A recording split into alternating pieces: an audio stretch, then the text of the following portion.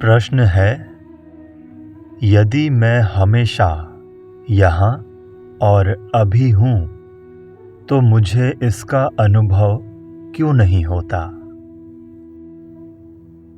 महर्षि कहते हैं, बस यही बात तो समझनी है। अनुभव नहीं होता, ऐसा कौन कहता है?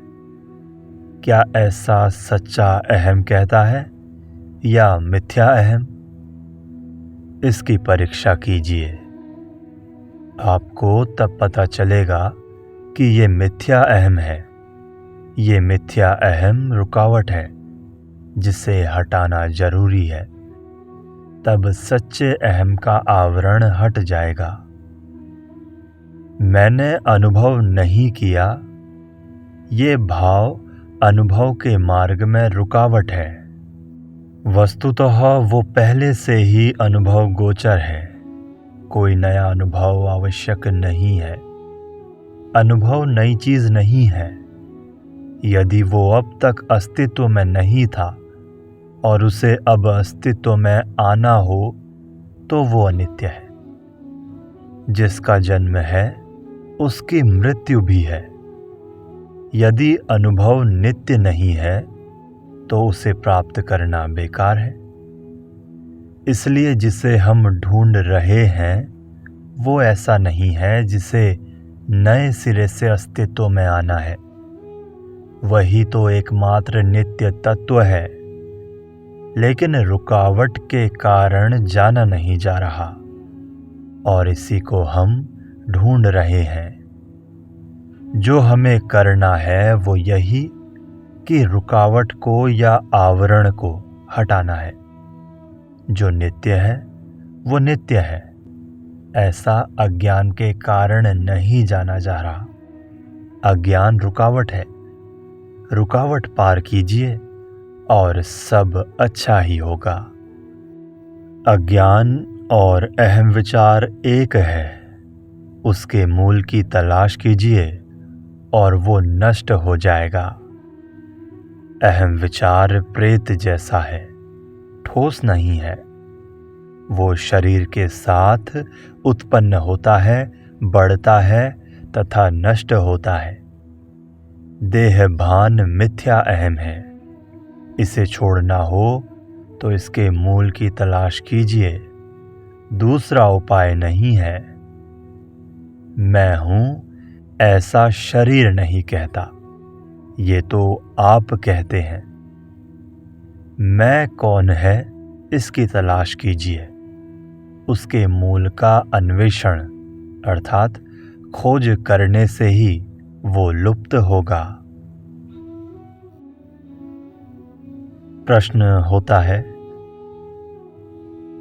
मन कितनी देर तक हृदय में स्थिर रहता या रखा जा सकता है? महर्षि कहते हैं, अभ्यास से अवधि बढ़ती है। भक्त पूछता है, उस अवधि के अंत में क्या होता है? महर्षि कहते हैं, मन अपनी वर्तमान साधारण स्थिति में आ जाता है। हृदय की एकता की जगह दृश्य विश्व की विविधता ले लेती है। इसे बहिर्मुख मन कहते हैं। हृदय के प्रति गति करने वाले मन को विश्रांत मन कहते हैं।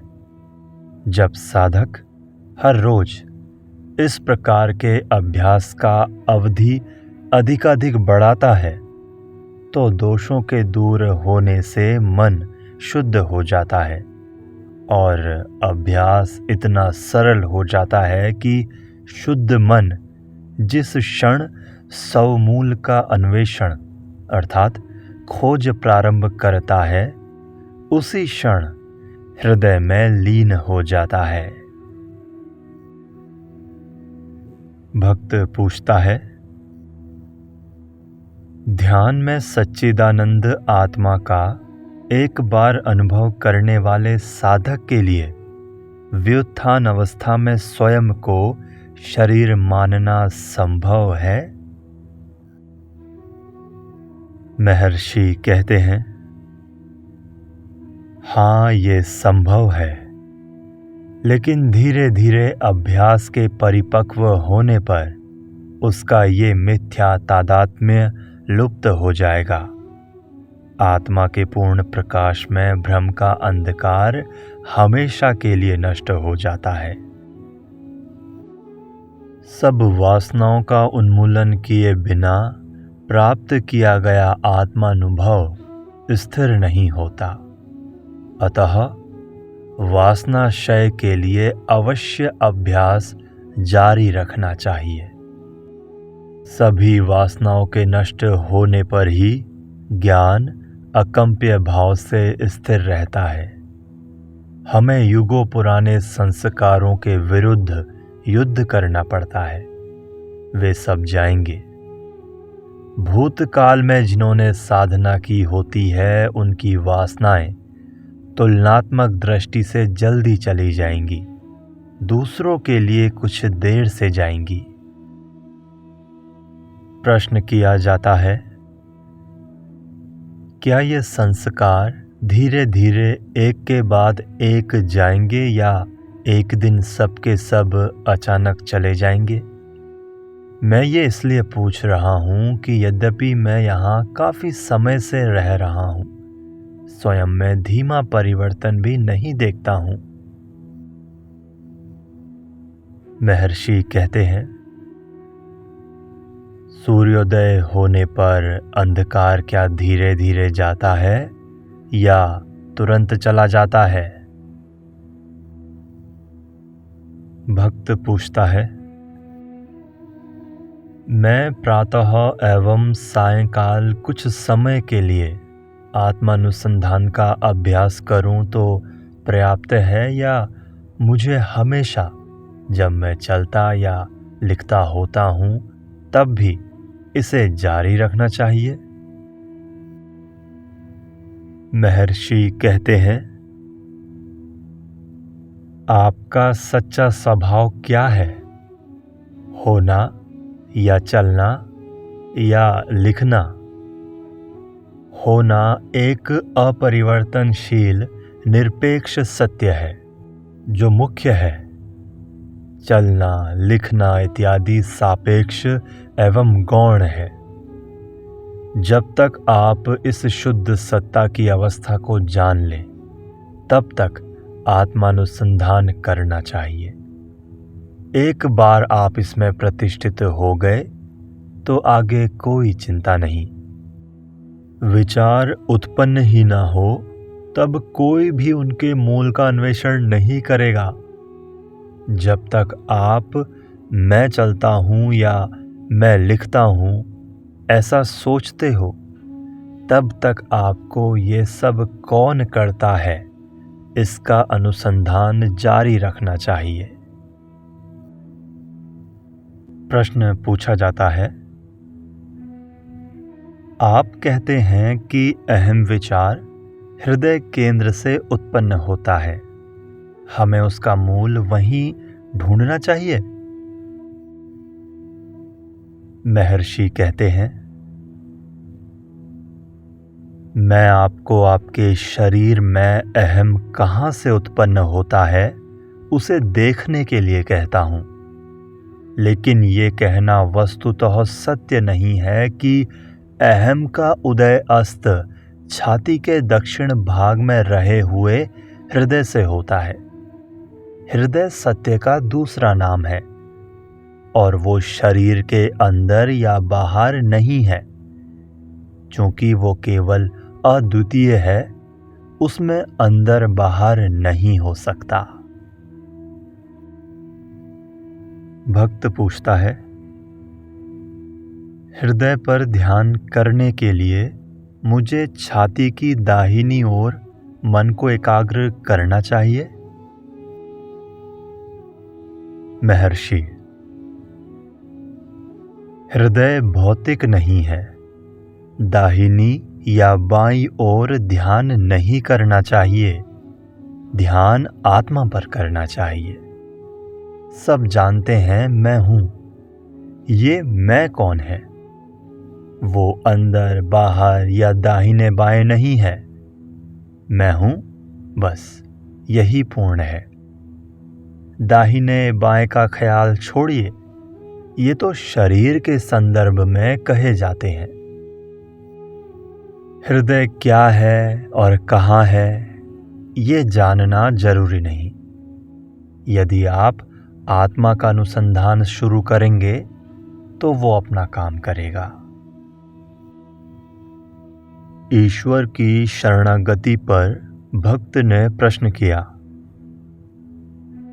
पूर्ण शरणागति में मनुष्य को मोक्ष या ईश्वर साक्षात्कार की इच्छा भी नहीं करनी चाहिए? महर्षि, पूर्ण शरणागति में आपकी अपनी कोई इच्छा नहीं होनी चाहिए। ईश्वर जो भी दे उसमें संतोष मानना चाहिए। भक्त कहता है, मैं इस बात से संतुष्ट हूं। अब मैं ये जानना चाहता हूं कि शरणागति के भाव को पाने के लिए मुझे क्या करना चाहिए? महर्षि, 2 मार्ग हैं। पहला, अहम के मूल को ढूंढकर उसमें समा जाना, और दूसरा, ये अनुभव करना कि मैं अपने आप में असहाय हूं। केवल ईश्वर सर्वसमर्थ है और मुझको पूर्ण रूप से उसके हाथ में सौंप देने के अलावा मेरी सुरक्षा का अन्य कोई मार्ग नहीं है।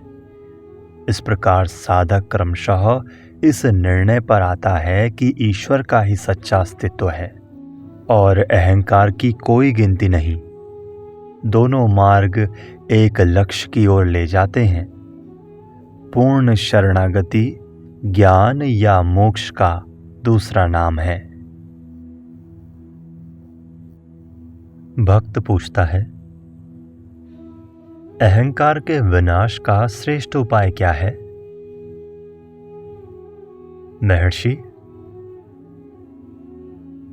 जिसे जो मार्ग पसंद आता है और सरल लगता है वो उसके लिए श्रेष्ठ है। सब मार्ग समान रूप से अच्छे हैं। वे एक लक्ष्य की प्राप्ति के विभिन्न उपाय हैं। आत्मा में अहंकार का लय लक्ष्य है। भक्त जिसे शरणागति कहता है, विचार मार्ग का अनुयायी उसे ज्ञान कहता है। दोनों अहंकार को वो जहां से उत्पन्न हुआ था उस मूल स्थान में ले जाने का तथा उसमें विलीन करने का प्रयत्न करता है। प्रश्न, स्वामी, ईश्वर से प्रेम करना अच्छा नहीं है, तो प्रेम मार्ग का अनुसरण क्यों न किया जाए? महर्षि, किसने कहा कि आपको उसका अनुसरण नहीं करना चाहिए? लेकिन जब आप प्रेम की बात करते हैं तो वहां द्वैत है, अर्थात 2 है कि नहीं? प्रेम करने वाला भक्त तथा जिससे प्रेम किया जाए वो ईश्वर। लेकिन भक्त ईश्वर से भिन्न नहीं है, इसलिए प्रेमास्पद आपका अपना आत्मा है। भक्त कहता है, इसलिए मैं आपसे पूछ रहा हूं कि प्रेम मार्ग से भक्ति होती है या नहीं? महर्षि, ठीक यही बात मैं कह रहा हूं। प्रेम ईश्वर का वास्तविक स्वरूप है। मैं इसे या उसे प्रेम नहीं करता। ऐसा कहते हुए आप जब सब वस्तुओं का त्याग करते हैं तब जो शेष रहता है वो स्वरूप है। वो आत्मा का सच्चा स्वरूप है। वो विशुद्ध आनंद है। उसे आप शुद्ध आनंद, ईश्वर, आत्मा या कुछ भी कह लीजिए। वो भक्ति है, वो ज्ञान है एवं सब कुछ है। इस तरह जब आप सबका त्याग करते हैं तो शेष केवल आत्मा रहता है। वो सच्चा प्रेम है। जो इस प्रकार प्रेम का रहस्य जानता है वो संपूर्ण विश्व को प्रेम रूप देखता है। चैतन्य का विस्मरण न होने का अनुभव भक्ति की अवस्था है। ये अवस्था कभी कम न होने वाले सच्चे प्रेम का संबंध है, क्योंकि आत्मा का अविभाज्य परमानंद के रूप में प्रकाशित होने वाला ज्ञान प्रेम के सच्चे स्वरूप में सर्वत्र प्रसारित हो जाता है। यदि मनुष्य प्रेम के सत्य को जान लेता है, जो कि आत्मा का वास्तविक स्वरूप है, तो जीवन की उलझी गुत्थी सुलझाई जा सकती है। प्रेम की सर्वोच्च अवस्था प्राप्त करके ही मुक्ति मिलती है। सब धर्मों का ये हार्द है, मर्म है। आत्मानुभव केवल प्रेम है, अर्थात प्रेम को देखना, प्रेम को सुनना, प्रेम का ही अनुभव करना, प्रेम का ही स्वाद तथा सुगंध लेना, यही अखंड आनंद है। भक्त पूछता है, सर्वव्यापक ईश्वर को कैसे देखा जा सकता है? महर्षि कहते हैं, ईश्वर को देखने का अर्थ ईश्वर होना है। ईश्वर से भिन्न सब कुछ या कुछ भी नहीं है जिसमें उसे व्यापक होना पड़े। वो अकेला ही है। भक्त कहता है, भक्त को ईश्वर की आवश्यकता है जिसकी वो भक्ति कर सके। क्या उसे ये उपदेश करना चाहिए कि भक्त और भगवान नहीं, केवल एक आत्मा है? महर्षि कहते हैं, ये सच है कि साधना के लिए ईश्वर आवश्यक है, लेकिन भक्ति मार्ग में भी साधना का लक्ष्य पूर्ण आत्मसमर्पण के पश्चात ही प्राप्त होता है। इसका अर्थ अहंकार के विलीनीकरण के पश्चात आत्मा के वो जैसा हमेशा है वैसा रहने के अलावा और क्या है? मनुष्य कोई भी मार्ग पसंद करे, मैं अपरिहार्य रूप से होता है। मैं जो निष्काम कर्म करता है, मैं जो अनुभव करता है कि वो मालिक से अलग हो गया है और उनसे मिलना चाहता है, मैं जो महसूस करता है कि वो अपने सच्चे स्वभाव स्वरूप से च्युत हो गया है इत्यादि। इस मैं का मूल अवश्य ढूंढ निकालना होगा, तब सारे प्रश्न सुलझ जाएंगे। भक्त पूछता है, यदि मैं भ्रम है तो इस भ्रम का त्याग कौन करता है? महर्षि,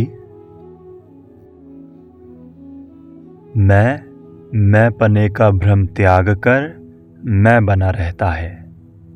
आत्म साक्षात्कार का ये विरोधाभास है।